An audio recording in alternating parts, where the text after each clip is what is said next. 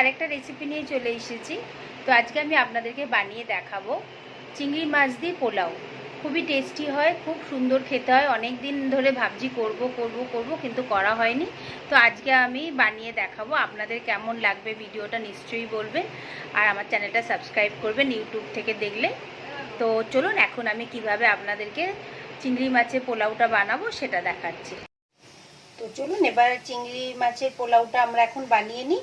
তার জন্য আগে আমি অল্প করে একটু রিফাইন তেল দিয়ে দিচ্ছি।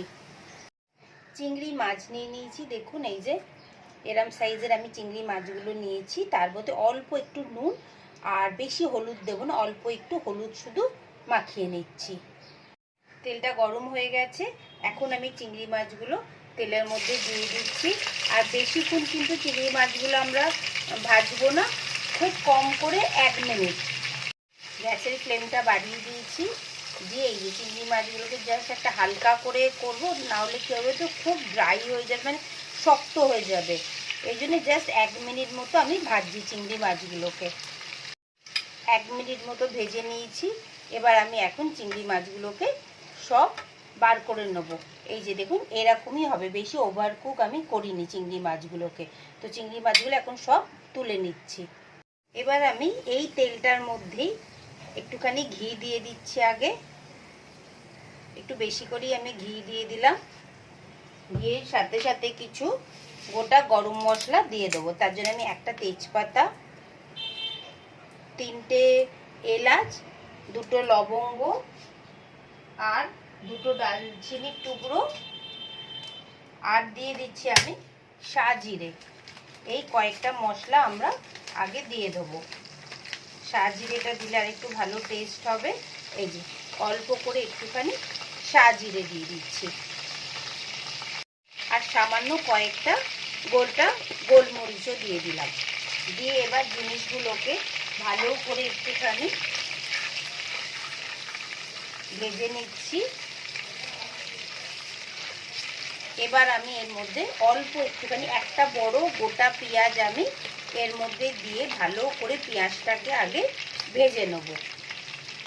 পেঁয়াজটা একটু নরম হয়ে যাবে তাড়াতাড়ি, তার জন্য আমি এখন একটু অল্প করে নুন দিয়ে দিচ্ছি।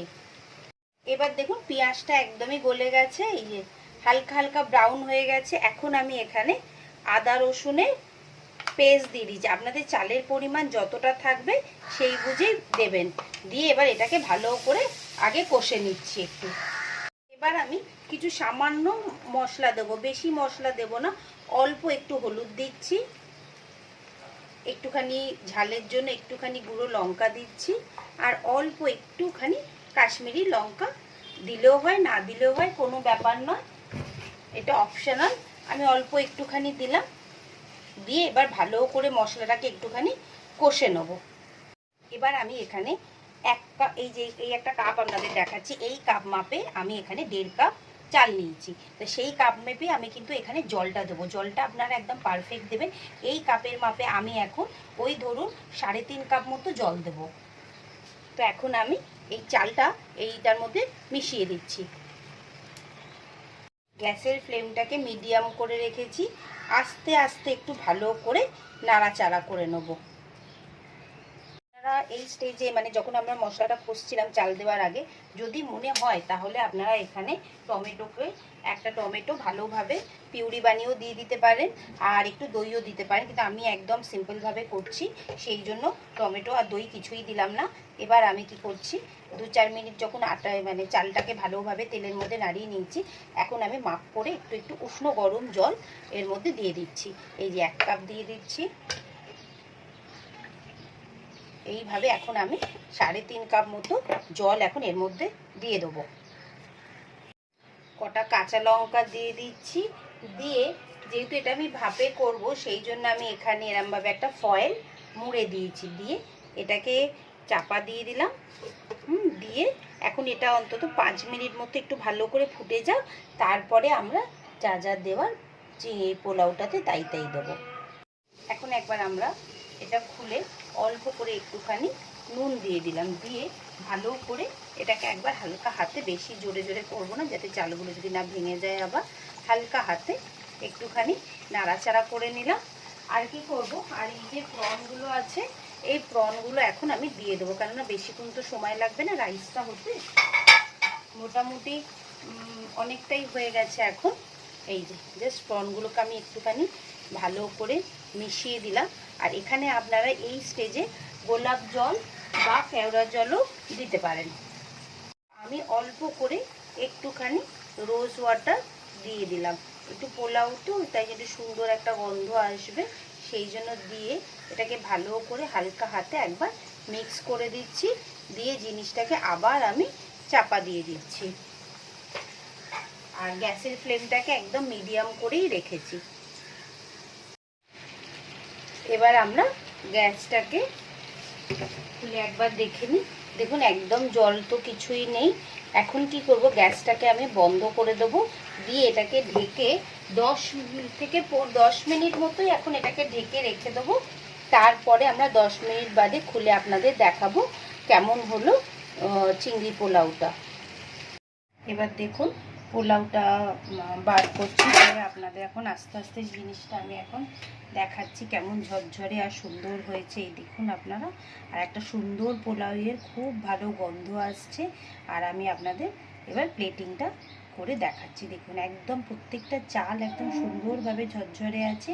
এইভাবেই আপনারা করবেন। আপনারা এখানে কাজু কিশমিশ চাইলেও দিতে পারেন, আমি দিই না। আমি ওই যে আপনাদের বললাম ঘরে যা যা জিনিস আছে আমি এটা তাই দিয়েই করে আপনাদেরকে দেখাবো। এই যে দেখুন মাছের পোলাও হয়ে গেল, দেখুন কেমন দেখতে সুন্দর হয়েছে। আপনারা অবশ্যই এটা কিন্তু বাড়িতে একবার ট্রাই করবেন, খেতে তো খুব সুন্দর হয়েছে। আর আমি এখানে মাটনের সাথে এটা সার্ভ করছি। আপনারা চিকেনের সাথেও করতে পারেন বা আলুর দমের সাথেও করতে পারেন। আর আমি এটা বাসমতি রাইস দিয়ে করেছি, আপনারা গোবিন্দভোগ চাল দিয়েও করতে পারেন। তো কেমন লাগলো রেসিপিটা আপনারা অবশ্যই আমাকে বলবেন।